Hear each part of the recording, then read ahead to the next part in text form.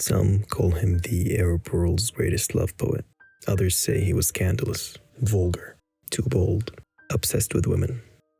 Even if you've never read a single Arabic poem in your life, and even if you don't care much for poetry at all, there's something about Nizar's story that's worth paying attention to. Because behind the verses, behind the fame and controversy, is a man who lived his entire life inside a slow collapse. A man who kept losing the people he loved and kept writing them back into existence. A man who turned personal grief into national grief and made it rhyme. Nizar Qabbani wasn't just a poet. He was a mirror, and what he reflected back wasn't always beautiful. This is not just a story about literature. It's about exile, about obsession, about how a boy from Damascus grew up to become one of the most loved and hated voices in the Arab world, and how everything he touched pulsed with longing.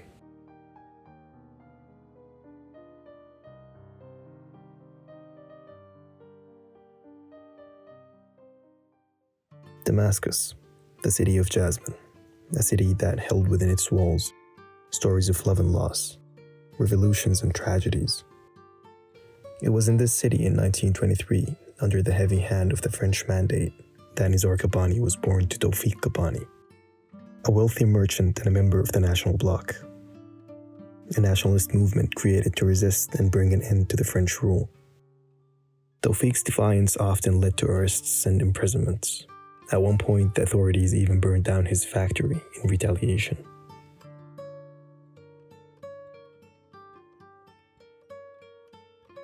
Before there was love, before there was revolution, there was loss.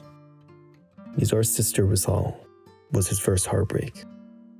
Wisal's death was a tragedy that would ripple through his entire life. Wisal fell deeply in love with a young man whose family was of lower social status. When he asked for her hand in marriage, her family disapproved, even tried to marry her to someone else. Heartbroken and trapped, Wisal took her own life. This happened when Nizar was just 15 years old. She wasn't just his sister, she was his muse. They said Wisal died by her own hand. Nizar said she died so that the rose would not be slaughtered by the knife, and referred to her as the martyr of love. In that grief, he vowed to liberate love and pain through verse. The loss of his sister left an ache in every line he would write.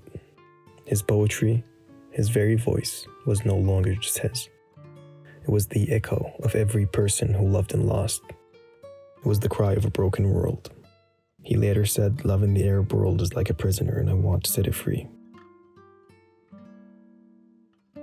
While still a student of law, Qabbani published his first collection of poems.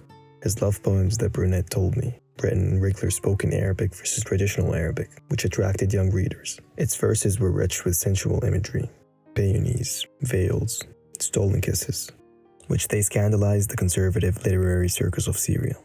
Elders branded his words immoral and blasphemous. His second collection, Tufulat Naht, published in 1948, broke all the taboos of Arabic poetry and was highly criticized for its sexual content. But the controversy only sharpened Qabbani's voice. Despite obtaining his law degree, he preferred a pen in hand to a courtroom. "I write for love," he later said, "not to obey any sorcerer."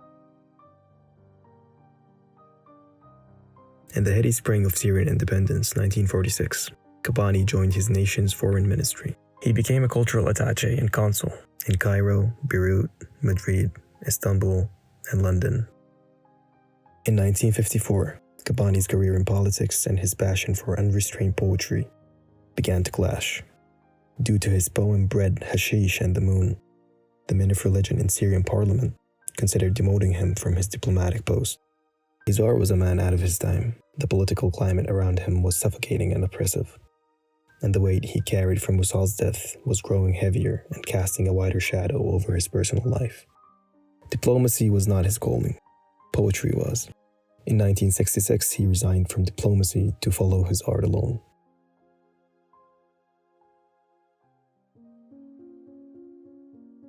Shaken by the vicious circle of violence in the Middle East, Qabbani shifted from love themes to political ones. 1967 is said to have been a watershed for many Arab intellectuals. "Oh, my sorrowful country, you have turned me in a moment from a poet writing poetry of love and longing to a poet writing with a knife." Qabbani saw new hope for wider political and social transformation in the Palestine liberation movement. His politically driven poem, Marginal Notes in the Book of Naqsa, was born under the devastating shock of the Six-Day War between the Arab countries and Israel. In it, Qabbani criticizes Arab leadership during the war with scathing lines. The stage is burned down to the pit, but the actors have not died yet. In Marginal Notes on the Book of Defeat, he wrote, "My master Sultan, you have lost the war twice, because half of our people have no tongues, and what is the worth of voiceless people?" He was banned from Egypt twice. The first time was partly due to a poem in which he asked President Gamal Abdel Nasser, "When will you go away?" His second banishment came in 1977, after criticizing President Anwar al-Sadat's visit to Israel, labeling Sadat as an agent of Israel who was mad. During a time when many other poets shaped their poetry solely from the world of turbulent politics and abandoned all other subjects, Qabbani still revisited his erotic poems, but gave the concept of love a broader meaning. If only they knew that what I write about love is written for my country.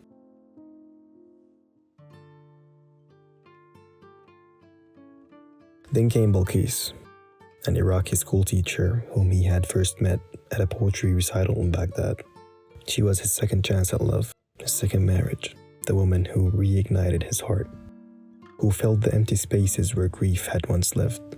For a while, Nizar could breathe again. For a moment, the weight of his past of loss and tragedy seemed bearable. He loved her with a depth only known to those who have suffered. His poetry became a love letter to her. When I loved you in every way I knew how, in every breath, in every word, in every beat of my heart. He found a flame in the darkness, but love, like all things in his world, was fleeting. In 1981, a bomb tore through the Iraqi embassy in Beirut, where Balkis worked. She died in the explosion. Nizar arrived at the wreckage trembling, only to find the woman he had loved, the woman who had given him hope, gone. In that moment, his life shattered, and from the broken pieces he wrote. But this time it wasn't poetry of love, it was poetry of grief. In his poem Balkis, one of the most heartbreaking poems I've read from his works, he wrote, "I taught your killers the secrets of love, but before the end of the course, they killed my horse.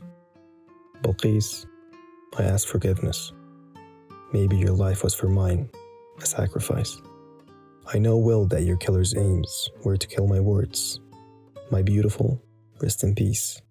After you, poetry will cease."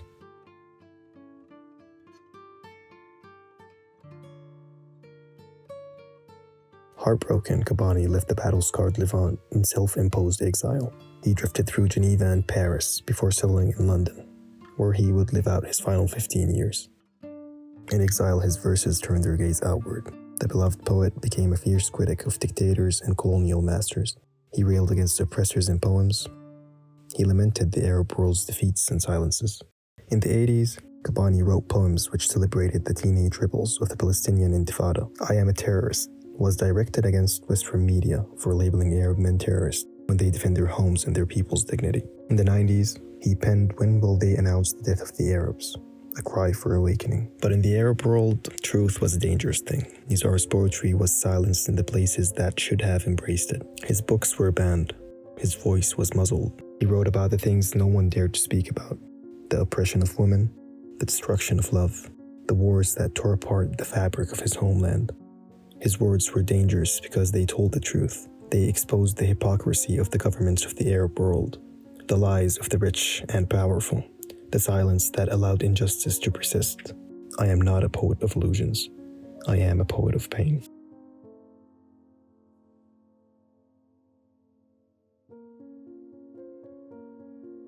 Fate dealt another blow when Qabbani's son Tawfiq died suddenly by a heart attack at 22. The poet, now in his 70s, grieved publicly, calling his son Prince Tawfiq and lamenting his untimely end. He continued writing as if his words could resurrect the lost. In April 1998, after a lifetime of verse, Nizar Qabbani succumbed to a heart attack in London. On his hospital bed, he scrawled his dying wish to be buried in Damascus. He described his homeland as the womb that taught me poetry, taught me creativity, and granted me the alphabet of jasmine. But in truth, he had died many times before. With Wisal, with Balkis, with his son, with every war he couldn't stop. And yet, his poetry lived on. It lives on in every word we speak, in every heart that knows what it means to love and to lose. Today, you can still find him on subway walls, in TikTok lips, in notebooks hidden under pillows. Because Nizar didn't just write about love, he wrote about the pain of loving. He wrote about the agony of losing. He wrote about everything that broke him. And in the end, he made the world read every drop. When I die, plant a rose in my mouth, let my grave be the final poem.